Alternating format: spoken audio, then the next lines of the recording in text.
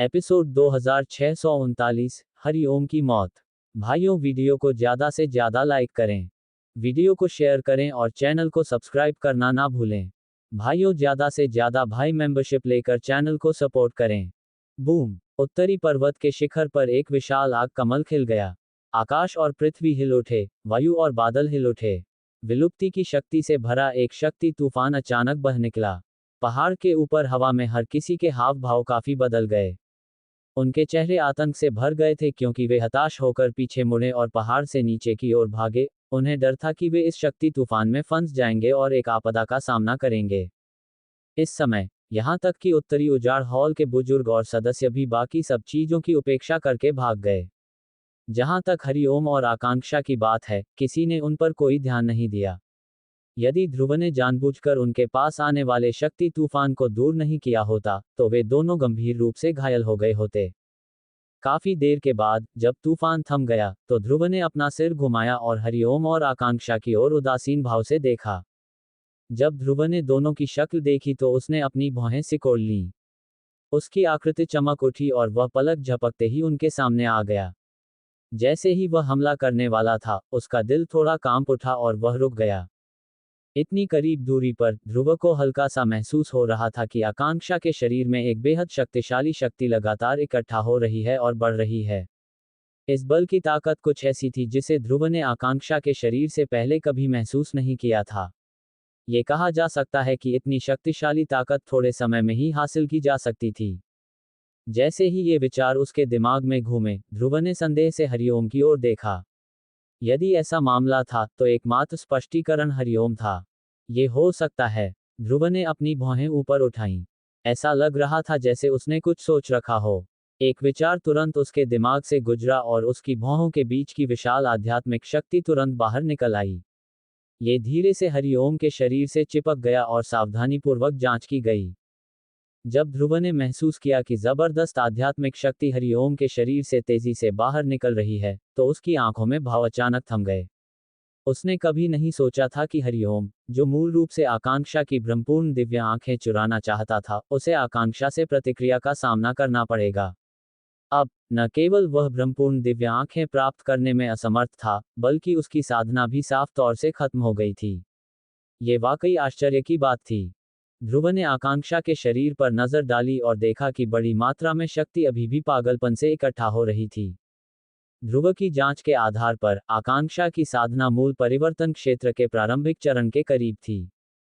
ध्रुव की मानसिक दृढ़ता के बावजूद, जब उसे यह एहसास हुआ तो वह ठंडी हवा में सांस लेने से खुद को नहीं रोक सका। उसने मन ही मन भावुक होकर आह भरी। जरा सोचिए कि उत्पत्ति परिवर्तन क्षेत्र के मध्यवर्ती चरण तक पहुंचने के लिए उसने कितने वर्षों तक प्रशिक्षण लिया था और कितनी कठिनाइयों का सामना किया था। दूसरी ओर, आकांक्षा अभी अभी परिपक्व हुई थी, फिर भी उसके पास पहले से ही ऐसी साधना थी। इससे उन्हें अपने शिक्षक के रूप में काफी दबाव महसूस हुआ। आकांक्षा की स्थिति को देखते हुए, यह अगले आधे घंटे तक जारी रहने की संभावना है। ध्रुव इस अवधि के दौरान जल्दी में नहीं था। हालांकि, इस समय, एक और सुंदर आकृति आखिरकार पहाड़ के रास्ते पर आ गई। ये डॉक्टर परी थी। सुरक्षा कारणों से, ध्रुव ने मूल रूप से डॉक्टर परी के लिए पहाड़ की तलहटी में रहने की व्यवस्था की थी।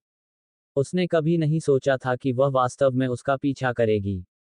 हालांकि वह थोड़ी धीमी थी, फिर भी वह सारी परेशानी से बचने में कामयाब रही। ध्रुव डॉक्टर परी को देखकर असहाय होकर मुस्कुराया। जो कुछ हुआ था उसके बारे में उसे कुछ अनुमान था। आखिरकार, वह पूर्व से बहुत परिचित था। तो आखिरकार आप फिर भी ऊपर आ गए। एक लंबी आह के साथ, ध्रुव ने एक औषधीय गोली निगल ली। एंग्री बुद्धा लोटस रोशनी का उपयोग करने के बाद, उसने काफी मात्रा में आध्यात्मिक शक्ति का सेवन कर लिया था। ये संभवतः इस तथ्य के कारण था कि उसके शरीर में दिव्य रोशनी अभी भी उसका मुख्य शरीर थी। दिव्य रोशनी जितनी मजबूत होगी, उतनी ही अधिक शक्ति की खपत होगी। यही कारण है कि एक क्रोधित बुद्ध लोटस रोशनी एक उन्नत मूल परिवर्तन चरण योद्धा को एक ही झटके में मार सकता है। तुम्हें दोबारा देखना आसान नहीं था। मैं वास्तव में तुम्हें जाते हुए नहीं देख सकती थी, मुझे डर था कि तुम दोबारा वापस नहीं आ पाओगे। डॉक्टर परी गर्मजोशी से मुस्कुराए। हालांकि उसकी मुस्कान उन्मुक्त और सहज लग रही थी, उसकी खूबसूरत आंखों में एक अलग तरह का आकर्षण था। ये सुनकर ध्रुव अपना सिर खुजलाने से नहीं रोक सका। वह स्वाभाविक रूप से समझ गया कि फिर से उसका क्या मतलब है। हालांकि ध्रुव ने तुरंत फिर से अपना सिर उठाया। उसके मुंह के कोनों से एक चमकदार मुस्कान प्रकट हुई और उसने धीरे से कहा, चिंता मत करो, चिंता मत करो, मैं इस बार नहीं हारूंगा। ध्रुव के चेहरे पर मुस्कान देखकर डॉक्टर परी खुशी से मुस्कुराए। हालांकि उसकी आंखें धुंधली होने से बच नहीं सकीं। ध्रुव आश्चर्यचकित हुए बिना नहीं रह सका। वह एक पल के लिए झिझका, लेकिन जैसे ही वह आगे बढ़ने वाला था, डॉक्टर परी ने जल्दी से अपनी आंखें मलीं और मुस्कुरा दी। तुमने ऐसी मजाकिया बातें कहना कब सीखा? दोनों थोड़ी देर के लिए चुप हो गए। बहुत जल्द आकांक्षा द्वारा हरिओम की उत्पत्ति शक्ति को निगलने की प्रक्रिया अंततः समाप्त हो गई। अस्थायी गतिरोध टूट गया और माहौल अचानक बहुत अधिक शांत हो गया। आकांक्षा का शरीर शिथिल हो गया और वह लगभग पीछे की ओर गिर पड़ी। ध्रुव ने जल्दी से उसकी मदद की और डॉक्टर परी ने भी उसकी ओर देखा। जहां तक हरिओम की बात है, उसकी साधना आकांक्षा ने खा ली थी और वह अब अपंग हो गया था। आकांक्षा, जो जमीन पर गिर गई थी, अस्थायी रूप से बेहोश थी। हालांकि उसकी आंखों के कोने से एक आंसू गिर गया। ये देखकर ध्रुव ने गहरी आह भरी और धीरे से उसे जमीन पर लिटा दिया। इसके तुरंत बाद उसने अपनी नजर हरिओम की ओर घुमाई, जो भी बेहोश हो गया था। उसकी आंखों में एक कठोर अभिव्यक्ति गहराई तक चमक उठी। ध्रुव की नजर देवराज की लाश पर पड़ी, जो कुछ ही दूरी पर जमीन पर गिरी हुई थी।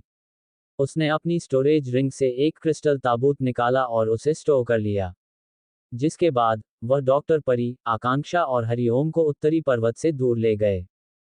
रास्ते में ध्रुव का समूह स्कारलेट रेगिस्तान से गुजरा। इस बिंदु पर ध्रुव मदद नहीं कर सका, लेकिन उसे पहली बार याद आया जब वह गणेश से मिला था। उसे ये भी याद आया कि उस पर अभी भी उस बुजुर्ग की एक गोली बकाया है। जब ध्रुव ने गणेश के बारे में सोचा तो उसका दिल कृतज्ञता से भर गया। आखिरकार, यदि ऐसा न होता, तो वह पहले ही हरिओम के हाथों में पड़ गया होता। पीछे सोचते हुए ध्रुवाहें भरने के अलावा कुछ नहीं कर सका। हालांकि इस समय आकांक्षा जाग गई और हरिओम स्वाभाविक रूप से आकांक्षा के हाथों मर गया। इसे उसका व्यक्तिगत तौर पर अपने भाई का बदला लेना माना जा सकता है। यही कारण था कि ध्रुव हरिओम को अपने साथ लाया था। हालांकि किसी को मारना सब कुछ हल करने का सबसे प्रभावी तरीका नहीं था, फिर भी हरिओम ने उसके सामने आकांक्षा के भाई को मार डाला था।